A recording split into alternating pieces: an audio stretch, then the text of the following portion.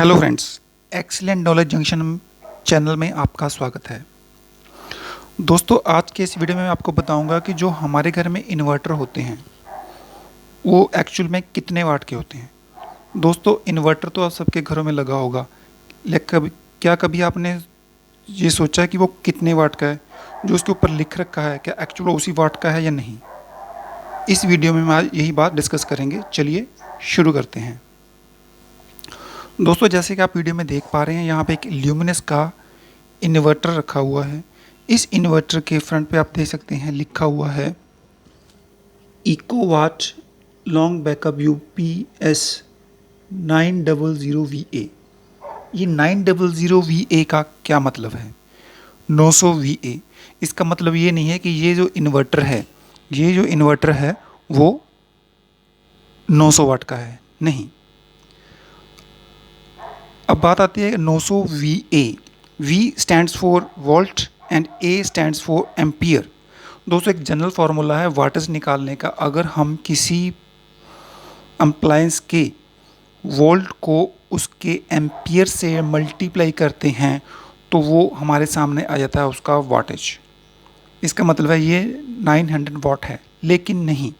इसमें एक चीज़ और है जो कंसील की जाती है। एक्चुअल में जब वोल्ट को एम्पियर से मल्टीप्लाई करते हैं तो वहाँ एक और चीज़ आती है जिसको बोलते हैं पीएफ, पावर फैक्टर, जो कि हमेशा रहता है 0.8। अगर हम volt into ampere into power factor करते हैं तो वो एक्चुअल एक्यूरेट वाटेज हमारे सामने आता है। दोस्तों, अगर ये इन्वर्टर 900 वाट का रियलिटी में होता तो इसके आगे 900 वाट लिखा होता, वीए ना लिखा होता। चलिए देखते हैं, अगर इसके सामने 900 VA लिखा है तो एक्चुअल में ये कितने वाट का है। ठीक है दोस्तों, जैसे बात कर रहे हैं हम 900 VA इन्वर्टर की, इसमें आप देख सकते हैं कि 900 VA जो इन्वर्टर है एक्चुअल में कितने वाट का है। एक सिंपल फार्मूला है watt equal to V into A into P F. V stand for volt, A stand for ampere and P F stand for power factor. अगर हम ये 900 VA को 0.8 पावर फैक्टर से मल्टीप्लाई करते हैं तो एक्चुअल वाटेज है जो इन्वर्टर का वो निकल के हमारे सामने आ रहा है, और वो है 720 वाट। अब एक्चुअल वोल्टेज आने के बाद इस पर एक्चुअल लोड कितना डाल सकते हैं? 720 नो, उसको क्रॉस किया गया है। आप इस पर 720 वाट नहीं डाल सकते, हमें इस पर 20% का मार्जिन रख के चलना पड़ता है। तो एक्चुअल लोड जो हम डाल सकते हैं वो डाल सकते हैं 720 इंटू 80%, यानी कि 576 वाट। अगर आप देख सकते हैं कि आपका जो 900 VA का इन्वर्टर जिसको 900 वाट कह के बेचा जा रहा है वो एक्चुअल में 576 वाट का रह गया है, क्योंकि आप इस पर 576 का लोड ही डाल सकते हैं। अब 576 का लोड क्यों डाल सकते हैं, 720 का लोड क्यों नहीं डाल सकते, वो हम आगे डिस्कस करते हैं। दोस्तों, जैसा कि आपने देखा कि जो हमारा जो 900 VA का इन्वर्टर है वो एक्चुअल में 720 वाट का है। अब ये 720 वाट है, क्या हम इस पे ऊपर 720 वाट का लोड डाल सकते हैं? नहीं दोस्तों, हम इसके ऊपर 720 वाट का लोड नहीं डाल सकते, और ना ही कभी आपने इसके ऊपर 720 वाट का लोड डालना है। अब क्यों नहीं डालना मैं आपको बताता हूँ। अभी हमने देखा है कि जो 900 VA का हमारा इन्वर्टर था वो पावर फैक्टर की वजह से रह गया है 720 वाट का। अब 720 वाट में हम 20% का मार्जिन लेके चलते हैं तो हमारा जो एक्चुअल वाटेज आ गया 576। आप 580 मान के चल सकते हो। अब इसके ऊपर हम ज़्यादा से ज़्यादा 576 का ही लोड डाल सकते हैं। कारण क्या है, हम इस पर 576 का लोड क्यों डाल सकते हैं, 720 का लोड क्यों नहीं डाल सकते?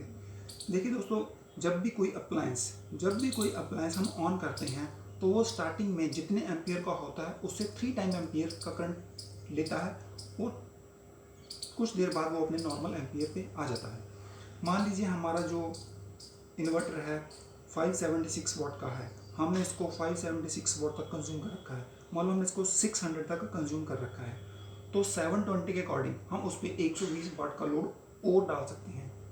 ठीक है, क्योंकि हमारा जो मान लो एक सीलिंग फैन है, सीलिंग फैन होता है 80 वाट का, तो 120 वाट का मार्जिन है नॉर्मली, और 80 वाट का हमारा सीलिंग फैन है, तो हम सोचते हैं कि हम उसके ऊपर 80 वाट का फैन ईजिली रन कर सकते हैं, क्योंकि हमारे पास 120 वाट का मार्जिन है, 80 वाट का यूज़ करेंगे तो 40% का मार्जिन और बच गया। लेकिन ऐसा नहीं होता है।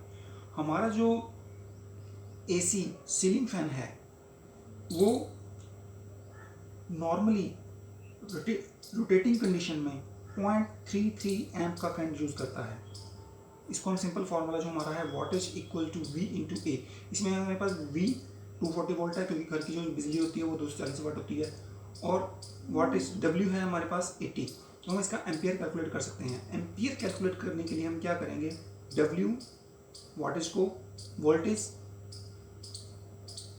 से 240 वोल्ट से डिवाइड कर देंगे, तो हमारे सामने वो निकल के आता है फैन का एम्पियर 0.33, यानी कि हमारा जो सीलिंग फैन है वो 0.33 एम्पियर का है अगर वो 80 वाट का है। तो हमने ये प्रिज्यूम किया है कि हमने 600 वाट का लोड उस पर डाल रखा है इन्वर्टर पे और 120 वाट का भी मार्जिन है। लेकिन जैसे ही हम अपना सीलिंग फैन ऑन करते हैं जिसका करंट 0.33 एम्पियर है, वो स्टार्टिंग में अपने 3 गुना यानी कि 0.99 equal to 1 ampere current consume करेगा, पावर लेगा। जब वो 1 एम्पियर का करंट लेता है, अब फैन है 80 वाट का, लेकिन जब वो 1 एम्पियर करंट ले रहा है तो वो अपने वाटेज से भी 3 गुना वाटेज यानी कि 240 वाट, एकदम से 240 वाट का लोड डालेगा। लेकिन हमारा जो इन्वर्टर उसके पास मार्जिन लेके चले तो 120 का है, वो लोड डालेगा उस पर 240, अप्रोक्सीमेट डबल। उसमें क्या होगा कि जो हमारा इन्वर्टर है वो ओवरलोड दिखाएगा और उसको ऑटो एडजस्ट करने के लिए 3 अटैम्प्ट्स लेगा और बंद हो जाएगा। हम क्या करेंगे, उस फैन को बंद कर देंगे ताकि लोड कम हो जाए।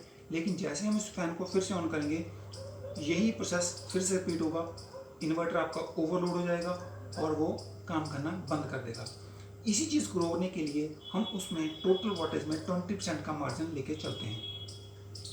तो दोस्तों देख सकते हैं कि किस तरह से जो वोल्टेज है जो डिस्प्ले किया जाता है एक्चुअली वो कितना वोट होता है और कितना लोड ले सकता है। इसलिए जब कभी भी आपने इन्वर्टर खरीदना है तो इन चीज़ों को ध्यान में रख के, घर के अपने इस लोड को ध्यान में रख के इन्वर्टर खरीदिए। और दुकानदार उनकी तो एक सेल्स स्ट्रैटेजी होती है, वो तो ये कह के बेच ही देते हैं कि ये 100 वी है तो 100 वाट का है।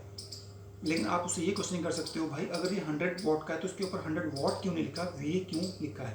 तो उम्मीद करता हूँ कि दोस्तों आपको मेरा वीडियो पसंद आया हो। अगर पसंद आया हो तो उसको लाइक, सब्सक्राइब और शेयर जरूर करें। एक लाइक तो कम से कम ज़रूर बनता ही है। दोस्तों इस वीडियो को ज़्यादा से ज़्यादा शेयर करें। हो सकता है ये वीडियो आपके काम का ना हो लेकिन किसी और के काम का हो सकता है। Thank you.